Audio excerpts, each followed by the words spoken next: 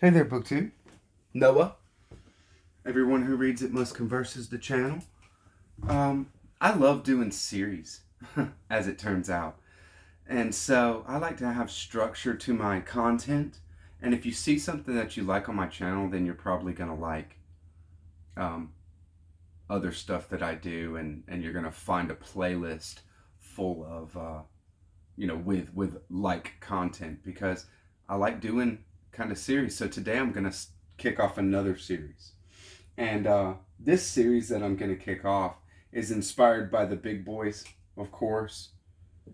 Dune, as you might know if you are subscribed to the channel, that I'm doing Dan Simmons' Hyperion series right now.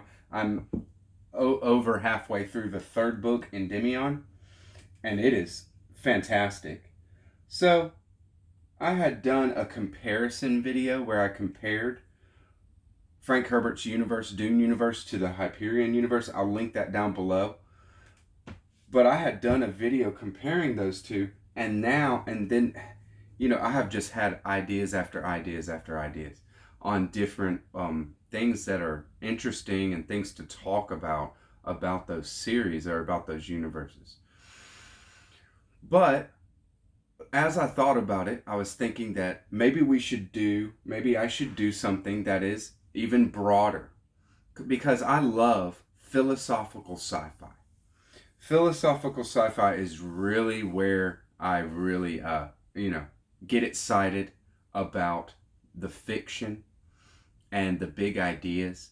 Sci-fi lends itself well to exploring big ideas, and when that writer is good enough, is ambitious enough to go toward a philosophical idea, then that's really exactly where I want to be. And if I go for fiction, if it's not literary fiction, then I'm reading sci-fi, and not just genre sci-fi. I go for philosophical sci-fi if I can find it. So, what is philosophical sci-fi? And I'm no authority. So what I'm doing is just giving you my understanding of philosophical sci-fi, and then we'll go from there. And as this is a new series, any feedback is totally appreciated. Tell me what you like about the kind of things I talk about here, and what you don't like, or what you think I might have missed, or whatever, and we'll incorporate it into future videos, because I want to do some videos exploring these philosophical ideas through science fiction works. So what is philosophical sci-fi? It's sci-fi that, ultimately that genre. So we're more than likely in the future from now. Humans have grown, for lack, at least grown and expanded, if not actually evolved in some kind of ways. And through the kind of sci-fi genre, they explore questions of being, what it means to be human, what it means to be an intelligent being, a being that can think, and a being that can, that is self-conscious, not an animal. This is the difference, not an animal that knows itself to be conscious, that is aware of death, that is aware of life, that is aware of a purpose or a meaning, or is searching for that kind of thing. It is questions of being, purpose, and meaning to what it means to be human, explored in sci-fi context. That's what I want to kind of explore. And why? Why is because I see it as kind of next level writing. Anybody can, there's tons of great sci-fi. There's, Larry Niven did The Mote in God's Eye. It's a fantastic book.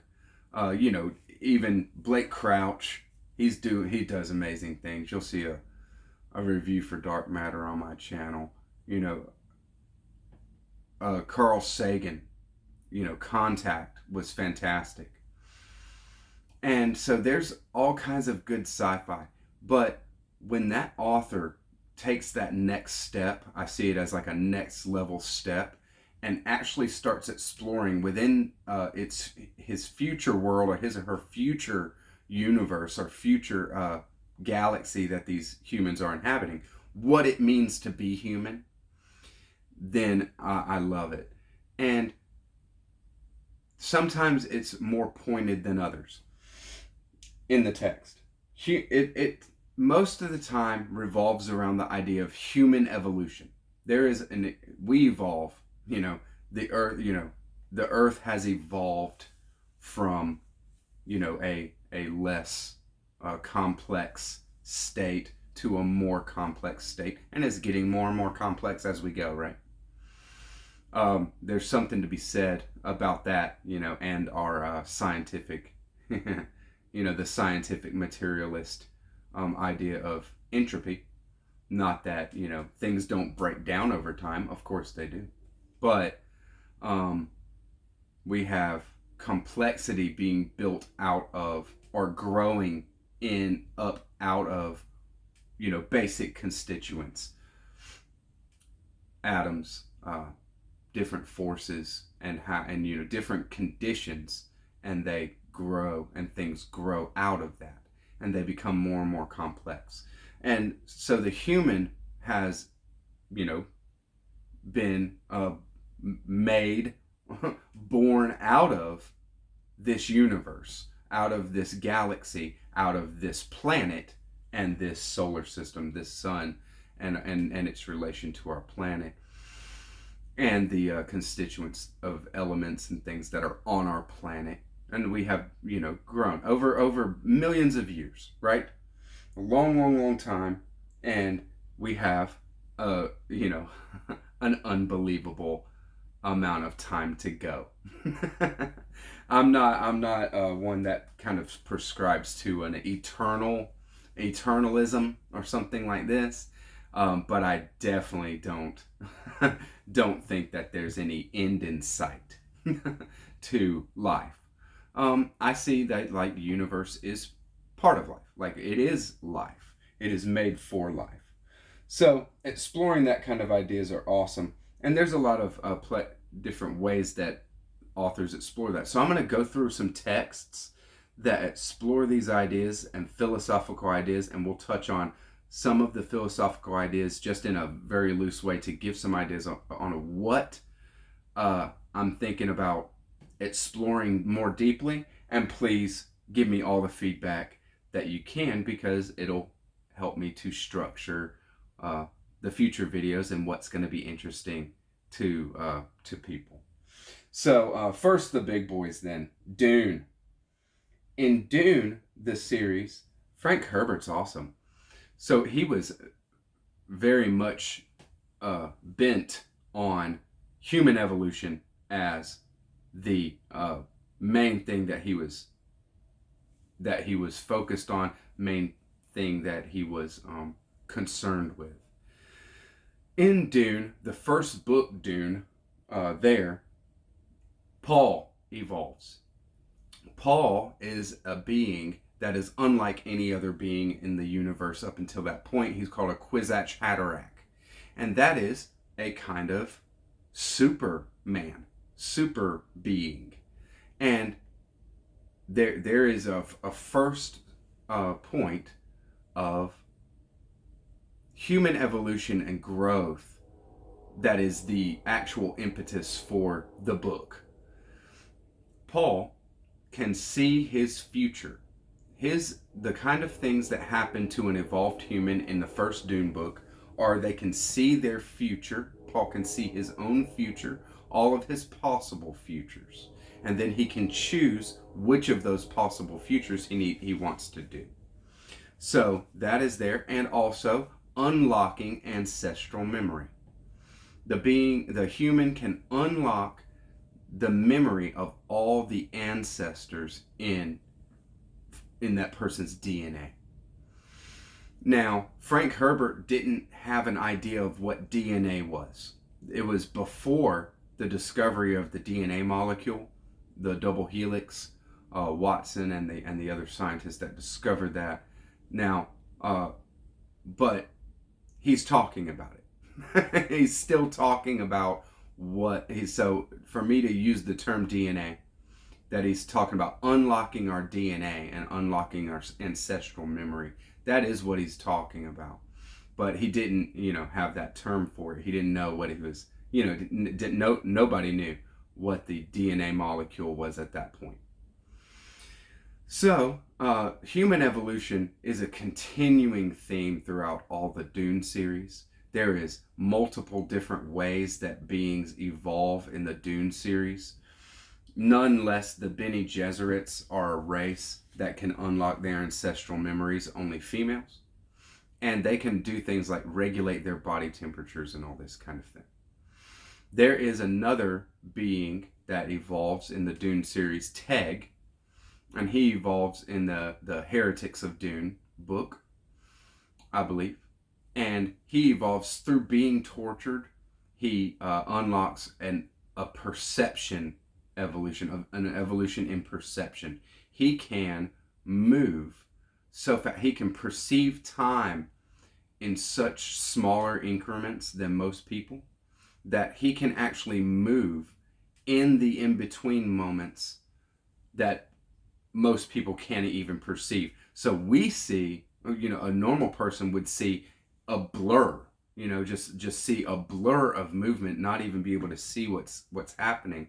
And Teg, to himself, is moving at a normal pace. It's awesome. It's very awesome.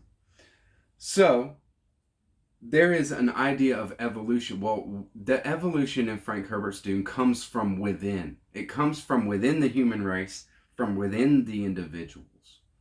And that is part of how it works in the Dune series, and what human beings' purpose is, what the meaning of life is, and our purpose as human beings comes up very much in the third book, God Emperor of Dune, or that's Children of Dune. Fourth book is God Emperor of Dune for sure. That's the most philosophical of the Frank Herbert Dune series. And there is the question of what is human beings' purpose, and are we fulfilling that purpose, or are we stagnating? Okay, so enough for the Dune series. Another way that, let's go to Philip K. Dick. Philip K. Dick did The Divine Invasion here, and a lot of other sci-fi. Now we can explore philosophical ideas in Philip K. Dick's work probably a lot, because he was more prolific author and wrote all kinds of stuff. But The Divine Invasion and his Exegesis right here, those were later works. And it's not so much him exploring ideas. I mean, Philip K. Dick was an idea man for sure in his whole life. And in his sci-fi, there's so many ideas packed into each story. Another writer would write 4 novels from every one Philip K. Dick novel. But in his later life, he had a spiritual experience, some kind of experience that was life-altering and of transformative power. So that's what it means, that something is spiritual. Spiritual means that it has the power within the individual to transform you. That's what that means. That's what spiritual power means. And spirituality is of transformative nature. That's what actually spirituality is all about. It's transforming. It's not about worshiping a deity. It's not about worshiping something or one thing and not another, or something like that. It is about transforming the individual. And Philip K. Dick was all about that. Now, at the end of his life, his writings, like The Divine Invasion and his Exegesis and other like things like that, they are very much concerned with Gnostic ideas. Gnosticism is a wonderfully complex, and it's already complex and very out there belief system and spirituality, Philip K. Dick probably, aligned himself with it in his, resonated with it, I mean to say, right from the bat when he first came in contact with the Nag Hammadi library. But he incorporated a lot of these kind of ideas. This is a kind of ideas of the Demiurge as creator. The creator God is not the Most High God. The creator of this world is not the Most High God. The Most High God is a completely unknowable and mind-blowing thing. The creator of this world is the Demiurge, and that is a being that is actually a being that just puts down rules, puts down, the constants, like the speed of light would be something that came from the Demiurge, because it is a constant, is a physics constant that can't be altered. And from our perspective, that's what it is. We can, in science and in physics, see what light is from our perspective. But then from the outer perspective, is something that we can only postulate. And Philip K. Dick explored that kind of stuff big time. But it is like the universe itself is the impetus for growth. Whereas like in the Dune universe, like I said, the growth comes from within the individual. There is an urge to transform. And in Gnosticism and in other belief systems as well, and how Philip K. Dick put it in his works, the impetus for transformation and human evolution comes from the universe. It is something that is showered down upon us or into us. Then we respond and grow and evolve and transform. So that's another kind of avenue for explaining that, or for exploring that. Now, another couple that I want to touch on is the Hyperion series, which I said that I'm in the third book now. This is the first two books, and I'm in the third book now. And Olaf Stapledon's StarMaker. There's more from Olaf Stapledon that that can be explored. Olaf Stapledon was a very philosophical sci-fi writer, and one of my favorites of all time. StarMaker is completely mind-blowing. But what is it about Dan Simmons' Hyperion and Olaf Stapledon StarMaker is a wonderful example that is different than what we're talking about with Dune and Philip K. Dick. It is that there is actually like another level of consciousness, like God, okay? Like a spiritual realm. There is actually like a spiritual realm. There is actually a thing that is higher and above and outside of our existence, our universe, that has effect on us. So God, for lack of a better word, something like Hyperion is taking this thing. There is an eternal world in which there is God or gods, and there is that kind of thing. And then there is our world that is subject to, but also we're free, and they are vying for our attention, our power, our creative power, our mind, imaginative power. All that is power to them, to a God. And so that's why belief is a spiritual activity, faith and belief and things like that. So in Olaf Stapledon's StarMaker, it's also like that. There's like a higher level. There is like a realm that is spiritual in nature that has an effect on our world and individuals. Maybe not so much on individuals, like as far as coming in and changing one individual to do something, like an avatar or a Messiah figure or something like that, but that there is a goal or something, and that this level, this transcendental level, actually is working all the time to permeate and to transform the whole universe or the whole galaxy at a time. And so there is actually in StarMaker, there is, and in Dan Simmons' Hyperion series, God, for lack of a better word, is a character, is a being that is actually playing a part in the narrative. That's the StarMaker, is God. Now, is it the Most High God or is it the Demiurge? Things like that. That's the kind of explorations that I want to do, and the kind of things that are ultimately the most interesting about this kind of topic to me, is to take some of these ideas that an author might do, these sci-fi authors, and explore them using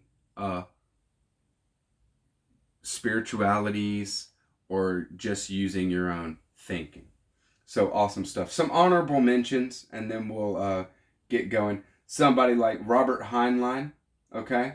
Robert Heinlein may have had a lot of cool ideas to explore like this and stuff like, and things like what I'm saying, but not really.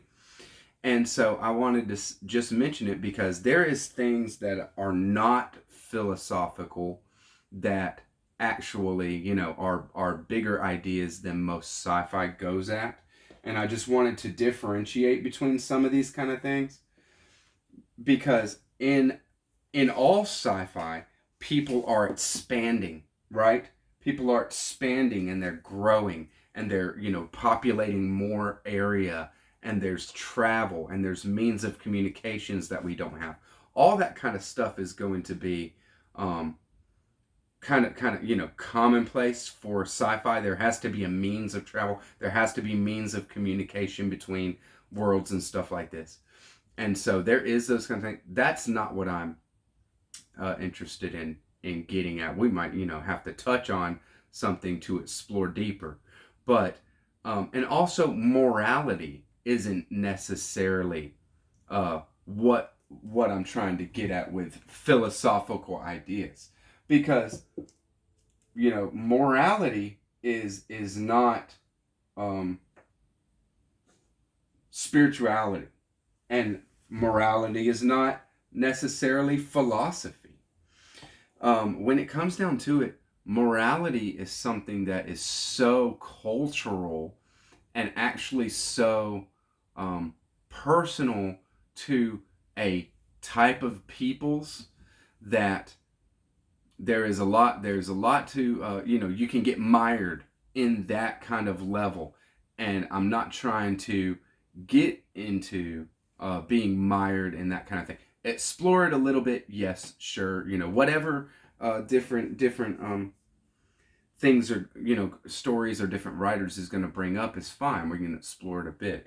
But Heinlein was very, very preoccupied with that kind of thing, and moral questions. Whether it's right, whether our ideas on gender and sexuality are right. He would call that into question, and that would be a major theme. Well, that's not at all, philosophy of being. That's not what I'm trying to, go at. What I'm trying to go at is more like philosophy of being, what it is to be a human being. And of course, love is always a net positive. And that goes without saying that means, regardless of gender and regardless of, a lot of factors that in different peoples, different cultures, different select groups, they're going to have very different ideas about this or that. And we're not exploring different ideas like that, but the big ideas, the ideas of what it means to actually be human and be in this world, the kind of world that we're in. Another one that is a wonderful book, and the last one I'm going to touch on, that is a wonderful book, and kind of brings this up but doesn't. And that's to just illustrate what I don't want to get into with this is Childhood's End by Arthur C. Clarke. So in Childhood's End by Arthur C. Clarke, we have a race that comes down, a race of aliens that comes to Earth and basically subjugates the whole Earth. But they do it in a wonderful way. Like, everybody is content. Everything is very easy, automated. No, everybody's artists. Everybody's living a life of art and leisure and just wonderful times of being human under their oppression. They're not really oppressing us. They're liberating us, is what it comes down to. And this race is very, very rational. Very, very can't dream, no imagination. They're just very, very rational. And they do their thing, and they subjugate humans, and then we have a generation or two of living like that. And then the following generation of kids grows up psychic, completely able to move things with their mind and things like this. We get these kind of cognitive abilities, what do they call it? ESP kind of stuff, and being able to telepathically communicate, all that kind of stuff. So humans evolve because of our lifestyle and how we live, how we eat, how we sleep, how we interact. Humans evolve into a more psychic beings. Now, there's a reason for why the aliens did that, and there's a reason for why they're kind of cultivating us to do that. But in nowhere, even all the way up into the very end of that book, never does it raise the question of what it means to be this kind of person rather than that kind of person. It is a difference. It is called out as human beings are a different type of being than these overlord alien race is, and that's why we're being, cultivated by them. They don't really understand. They can't wrap their heads around what we are and why we are the way that we are, and us, them as well, right?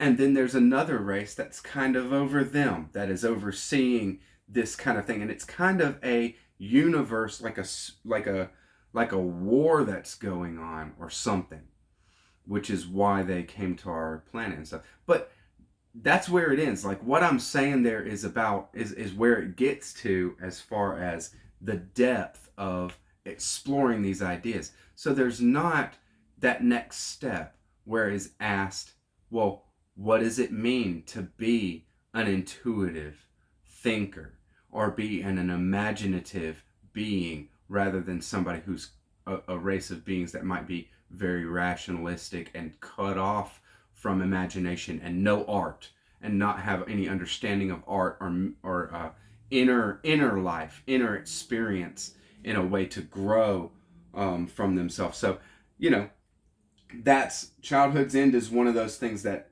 could seem like it's what I'm kind of going for with this series, but it's ultimately not. So I hope that gives some ideas. Y'all let me know what you think. Let me know what you think about this series here, and we'll start digging into some of these books and ideas. Thank you very much. Bye-bye, BookTube.